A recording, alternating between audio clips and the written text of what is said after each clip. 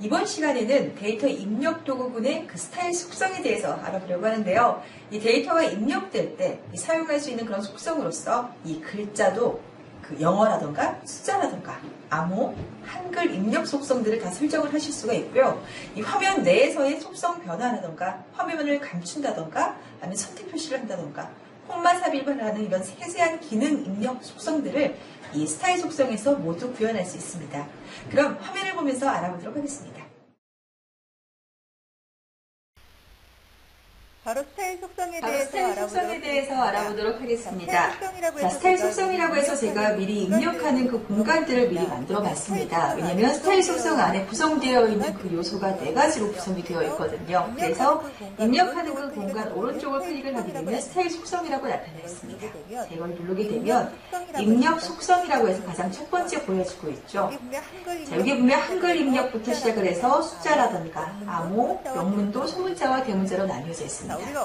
자, 우리가 어떤 그 글자를 입력을 할 때 대문자와 소문자를 구별을 해서 따로 입력을 해야 된다던가 아니면 소문자만 따로 입력을 해야 된다던가 숫자만 입력을 해야 된다던가 라는 그런 경우가 여러 가지 생기게 되는데 일일이 그걸 바꾸실 필요 없이 만약에 바로 영문으로 입력을 해야 된다라고 한다면 영문을 체크를 해주세요. 그리고 소문자다 라고 할 때는 그 소문자와 대문자를 구별해서 체크를 해주실 수가 있겠죠. 그리고 나서 실행 모드를 전환을 하게 되면 입력 속성이 제가 입력을 하게 되면 자동으로 이 소문자로 입력이 되는 것을 확인을 하실 수가 있습니다. 마찬가지로 대문자로 한번 바꿔서 제가 설정을 해볼게요. 대문자로 하게 되면 실제 입력을 할 때 역시 마찬가지로 대문자로 이렇게 입력이 되는 것을 직접 확인을 하실 수가 있겠죠. 자, 그 다음에는 또 한 가지 암호 입력이라고 나타나 있습니다.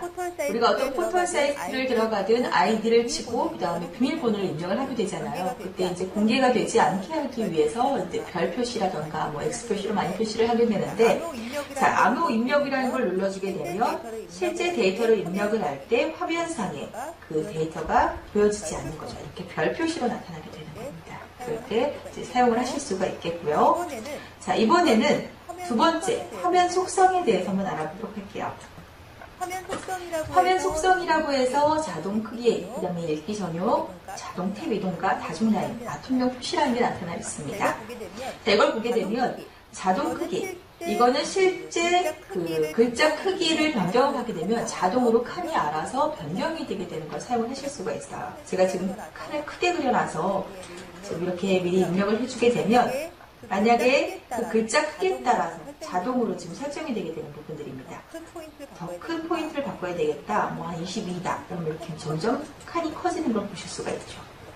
자, 이렇게 자동 처리가 되게 되면서 원하는 그 데이터의 크기를 선택을 했을 때 자동으로 그 데이터 입력 공간들까지 커지는 걸 확인을 하실 수가 있습니다. 자, 또 한 가지는 이번에는 읽기 전용이라는 게 있어요. 이거는 개발할 때, 그 다음에 그러니까 말 그대로 보는 화면으로만 구성을 해야 되는데 읽기 전용이라는 걸 사용을 하실 수가 있어요. 그러니까 뭐 편집을 할 수 없다는 얘기겠죠. 그래서 읽기 전용이라는 걸 선택을 하게 되면 실제 실행 모드를 눌렀을 때 커서는 가 있지만 지금 제가 입력을 하고 있거든요. 입력이 되지 않은 상태, 말 그대로 읽기 전용 그 상태를 그대로 사용을 하실 수가 있는 겁니다. 그 다음에 또 한 가지는 자동 탭 이동이라는 게 있어요. 실제 데이터가 들어갈 그 공간만큼 다 입력이 되었을 때 자동으로 다음 탭으로 이동이 되게끔. 그래서 뭐 따로 마우스 클릭을 한다던가 어떤 탭 키를 이동을 하지 않아도 자동으로 이동이 되기 때문에 입력하기 좀 더 편리하게 사용을 하실 수가 있겠죠. 그다음에 다중 라인이라는 게 있습니다. 다중 라인을 선택을 하고 난 다음에 제가 칸을 좀 크게 그릴게요.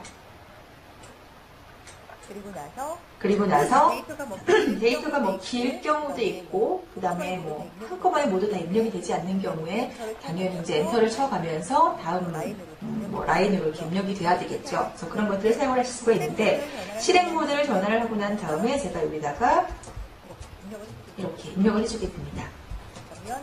그러면 각각의 라인별로 이제 글자가 입력이 되기 때문에 데이터가 많을 경우라던가 아니면 한 공간에 모두 입력을 할 수 없을 경우에 사용을 하신다면 좀 더 편리하게 사용을 하실 수가 있겠죠. 그리고 나서 한 가지를 더 살펴보게 되면 여기에 아톰명 표시라는 게 나타나 있습니다. 이거 같은 경우에는 실제 아톰, 지금 여기에 나타난 이 아톰들의 표시를 얘기를 하는 건데, 아톰명 표시는 우측 상단에 이제 나타나 있습니다. 저는 항목명과 똑같이 이렇게 화면 속성이라고 해서 만들어 봤는데, 이걸 만드는 방식은 아주 간단합니다. 여러분들이 직접 이 화면을 보면서 지워주고 뭐 하시면서 똑같이 그냥 항목명으로 바꾸던가 원하는 그 아톰명을 바꿔주실 수가 있는데, 이것을 왜 바꾸냐면 일일이 이 항목들을 보면서 데이터를 입력을 하는 것이 아니라 그냥 이 데이터를 입력하는 공간들만 봐도 어떤 걸 입력을 해야 되는지 알 수 있게 하기 위해서 이걸 표시를 하게 되는 겁니다. 자, 실행 모드를 전환을 하게 되면 제가 표시를 안 했군요. 아톰명 표시를 제가 선택을 하게 되면 실제 실행 모드에서 그 아톰명 표시가 그대로 나타나기 때문에 어떤 걸 입력을 해야 되는지 이렇게 입력을 하실 수가 있겠죠. 그 다음에 또 한 가지는 화면 속성은 다 살펴봤습니다. 이번에는 보이기 속성에서 한번 보도록 할게요. 여기에 화면 감춤과 선택 표시, 비활성화, 취소선, 도움말까지 나타나고 있습니다. 자, 이런 것들을 보게 되면 첫 번째 화면 감춤. 실제 개발을 할 때는 화면에 구성을 했지만 실제 실행 모드로 변환을 했을 때는 지금 개발한 이 화면을 임의적으로 감추실 수가 있어요. 그래서 화면 감추를 선택을 하게 되면 실행 모드를 전환했을 때 지금 이 데이터 입력 공간만 보이지 않게 되는 속성들을 사용을 하실 수가 있겠죠. 그래서 개발자만 따로 봐야 되는 화면이다라는 경우와 아니면 관리자만 봐야 되는 경우다라고 할 때는 이렇게 개발 모드와 실행 모드를 나눠 가면서 이렇게 설정을 해주실 수가 있겠고, 또 한 가지는 선택 표시라는 게 있습니다. 자, 이 선택 표시 같은 경우에는 이 실행 모드에서 보이기라던가 감추기 전환이 일정 특정 키로 인해서 감췄다가 보였다가 이렇게 설정을 해주실 수가 있겠고, 그 다음에 비활성화라는 게 있습니다. 읽기 전용과는 조금 다른 표현인데요. 만약에 비활성화를 눌러주게 되면 실제로 약간 데이터를 입력할 수 없을 뿐만 아니라 글자 색상 자체도 약간 흐릿하게 보여지게 되는 거죠. 말 그대로 활성화가 되지 않는 상태를 하게 되는 건데, 비활성화를 눌러주게 되면 지금 이미 이 입력 라인이나 색깔 자체가 흐려지게 되죠. 그렇게 되면서 실제 실행을 했을 때도 여기에는 커서가 가지 않고, 지금 커서가 지금 제가 마우스를 눌러주고 있는데 여기 커서가 지금 가지 않고 입력조차 되지 않는 상태가 되고 있습니다. 이런 것들을 비활성화로 사용을 하실 수가 있습니다. 그 다음에 취소선이라고 나타나 있습니다. 자, 우리가 마감된 데이터건이라던가 아니면은 틀린 데이터건 같은 경우에 일일이 지우는 게 아니라 일정의 표시를 해주는 그런 선으로 사용을 하실 수가 있는데, 취소선을 제가 선택을 하고 난 다음에 입력을 하게 됩니다. 그러면 이렇게 그 데이터에 한 줄의 선이 이렇게 생기게 되면서 뭔가 표시를 할 때 사용하실 수 있도록 선택을 하실 수가 있겠죠. 그 다음에 여기에 보이기 도움말이라는 게 나타나 있습니다. 자, 이게 실행 중에 해당 입력란으로 커서가 만약에 옮겨지게 되면 그 처리 요령이라던가 주의 상황 같은 것들을 표시될 그 메시지를 입력을 하게 되는 거예요. 만약에 해당 부분을 입력을 하지 않았을 때 안내 문구를 떠야 된다라는 경우 그런 것들도 사용을 하실 수가 있겠죠. 그럴 때는 필시 입력으로 지정을 해주고 난 다음에 도움말을 사용을 하실 수가 있습니다. 자, 이번에는 입력값 속성에 대해서 한번 알아보도록 할게요. 입력값 속성 같은 경우에는 기본값이라던가 적두어, 동적 속성들이 지금 이렇게 나타나 있습니다. 가장 먼저 기본값, 이 콤보박스를 내려보게 되면요. 콤보박스를 이렇게 내려보게 됩니다.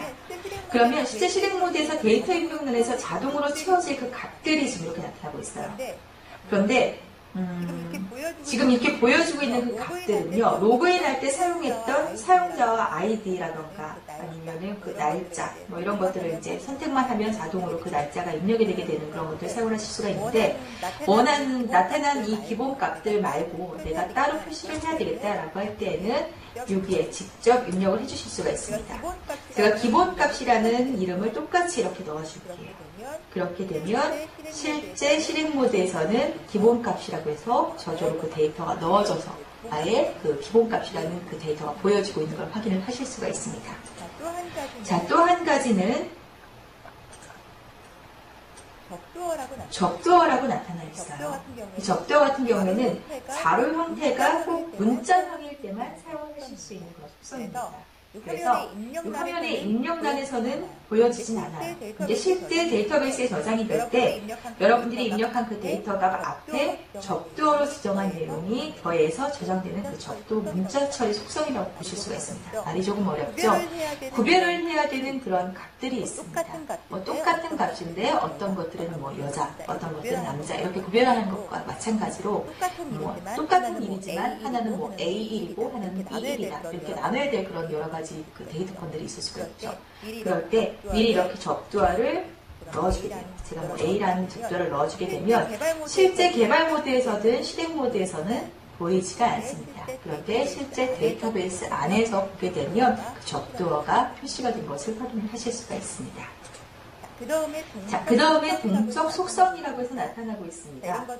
이런 것들은 실제 스마트폰에서 사용하고 있는 그런 기능들을 이 콤보박스 안에 모두 담아두었는데 바로 스마트폰에서 사용할 수 있는 여러 가지 기능들 중에 전화도 걸고 그 다음에 지도가 보여진다던가 메일을 보낸다던가 아니면은 해당 사이트 주소를 눌렀을 때 바로 그 홈페이지로 넘어가게 된다던가 그런 기능들을 스마트폰에서 사용할 수 있도록 하는 그 스마트폰에 특화된 기능들을 이 동적 속성 안에서 모두 사용을 하실 수가 있습니다.